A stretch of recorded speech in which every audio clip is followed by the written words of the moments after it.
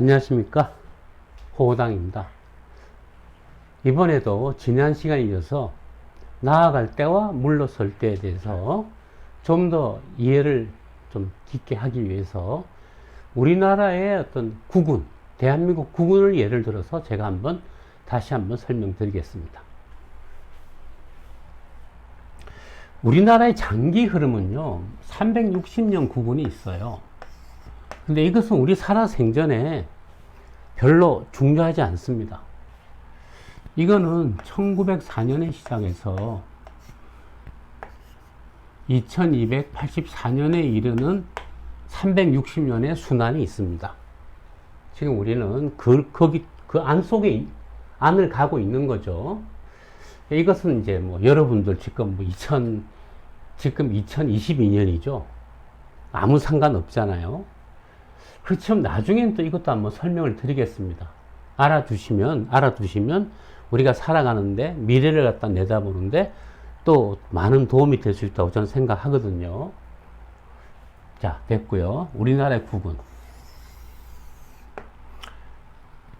1904년에서 60년, 1964까지가 첫 번째였고요. 두 번째가 64년부터 2024년까지 이제 국운 2기가 지금 끝나가고 있습니다. 자, 이걸 한번 보시죠. 1964년,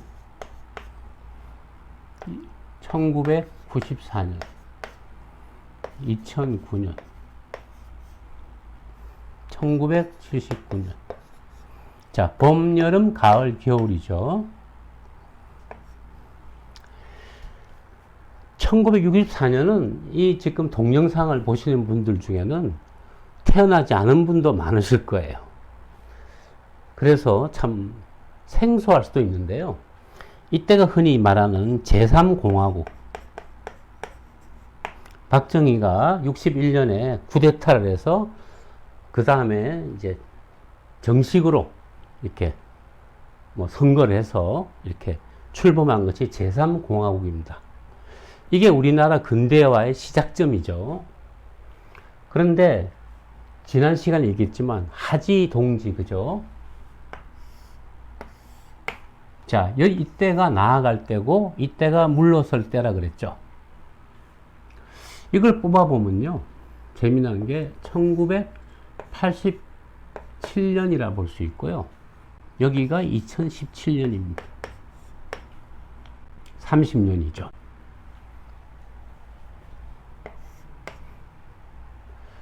지난 시간에 잠깐 얘기했지만 하지에 가서 무슨 일을 하면 무조건 다 된다.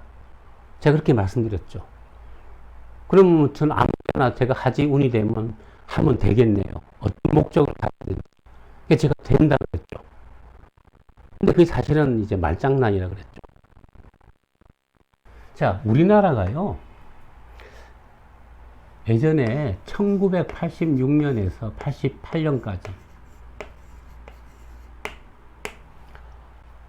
엄청난 호황이 왔던 적이 있습니다. 그 당시 그 호황을 갖다가 3조 호황이라 불러요. 그때요, 미국 경제가 안 좋아지면서 석유값이 내렸어요. 그래서 저유가. 또 미국이 1985년에 일본과 독일에 대해서 환율을 조정했어요. 일본의 엔화를 높이고 달러를 낮췄어요. 그 바람에 저달러죠. 또 하나가 미국이 1980년경에 굉장히 어려웠거든요. 그래서 미국의 연준이 금리를 갖다가 기준금리 15%인가 그렇게 어마무식하게 올렸어요. 엄청나게 올렸다가 인플레가 잡히면서 스태그플레이션이 물러갔죠. 그러면서 금리를 낮췄어요. 그래서 국제적으로 저금리 시대가 온 거죠. 그래서 세계가 낮았다 해서 3조 호황이라 부릅니다. 이것이 왜 우리한테 굉장한 찬스였냐면, 자, 유가가 낮은 거 당연히 우리한테는 좋죠.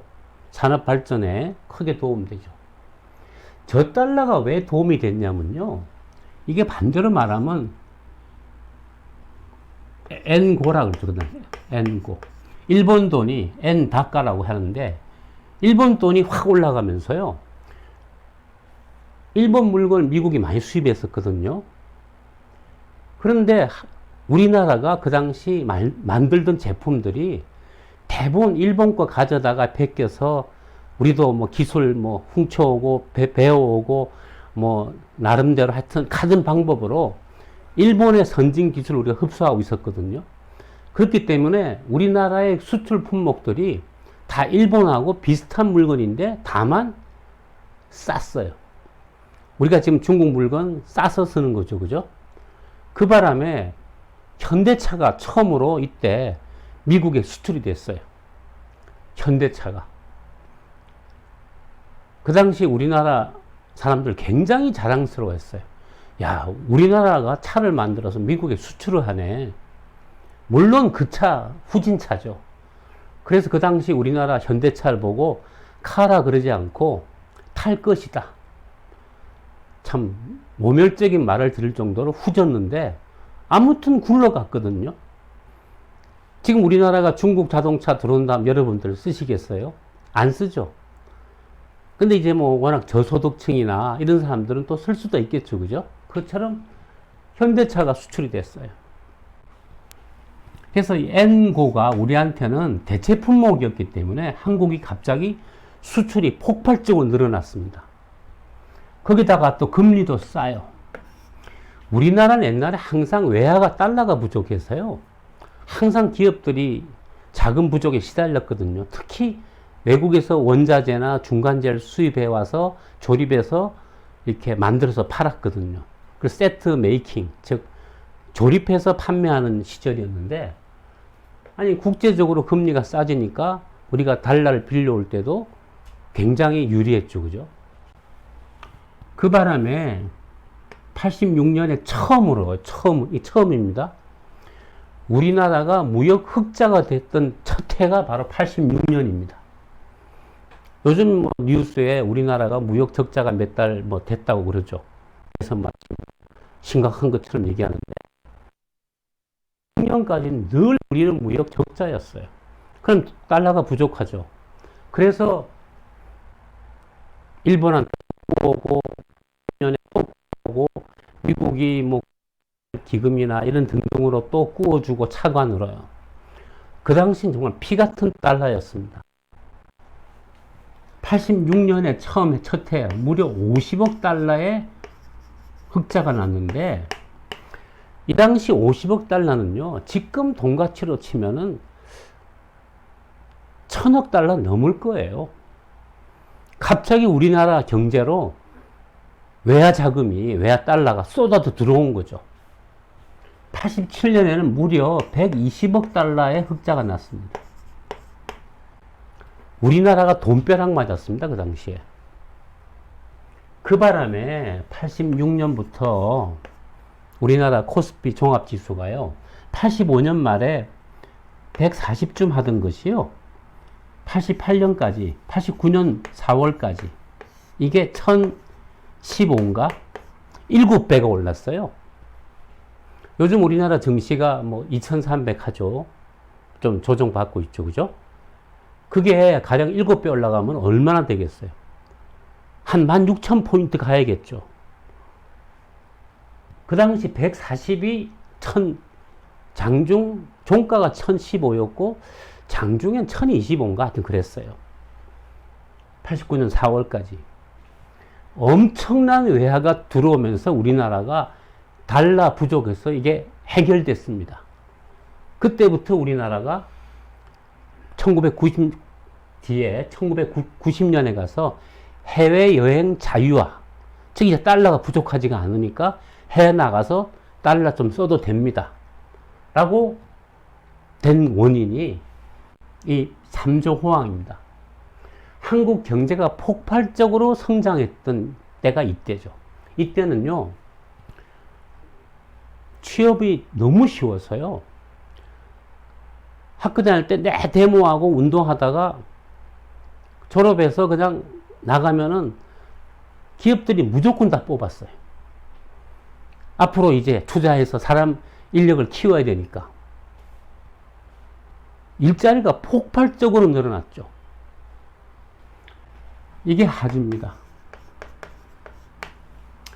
한국의 미래가 창창해 보였어요. 그래서 있잖아요. 개인의 경우에는 그 당시는 우린 돈벼락을 맞았지만 사실 지금 생각해보면 그 당시 우리 굉장히 찌질했어요. 그렇지만 미래에 대한 희망이 넘쳤죠. 야, 우리나라 잘 살겠다, 앞으로. 그런데 중요한 얘기는 뭐냐. 이때 우리나라가 수출 산업이 대폭발을 했는데 그 전에 준비를 했어야 될 거 아니에요. 그죠? 그 준비를 갖다 했던 사람이 사실은 박정희 대통령 시절입니다. 독재자. 바로 10년 전에 요 무렵에 1976년에서 77년 사이에 한국의 산업 방향을 갖다가 수입 대체가 아니고 수출을 통해서 먹고 살자. 중화학공업을 키우자. 그 당시는 전부 다 무모하다 그랬어요. 어림도 없다. 뭐 제가 분명히 기억하고 있어요. 그 당시 신문을 봐서. 그때 박정희 대통령이 수출하는 기업한테는 모든 자금을 다 몰아줘라. 나라를 발전시킬 수 있다. 그 사람이 10년 전에 준비를 한 거죠. 이때 자금이 부족해서 부가세를 만들었어요. 나라에 재원이 없으니까. 산업은행이라고 있죠. 그 당시 산업은행은 일반인들 상대하는 은행이 아니고요. 대기업들, 수출 기업들 상대하는 은행이었어요. 산업은행을 통해서 엄청난 자금을 엄청나 봤자 그 당시 몇 푼 되지도 않아요. 아무튼 자금을 몰빵했어요. 거기다가. 그게 이제 박정희 정권이 인기가 떨어지게 되는 원인이죠. 그렇지만 아무튼 그 양반은 79년에 딱 이파텍 저리 가셨고요. 그분의 그런 결정이 10년 뒤에 가서 빛을 본 거죠. 이게 바로 하지의 일입니다. 그래서 그죠.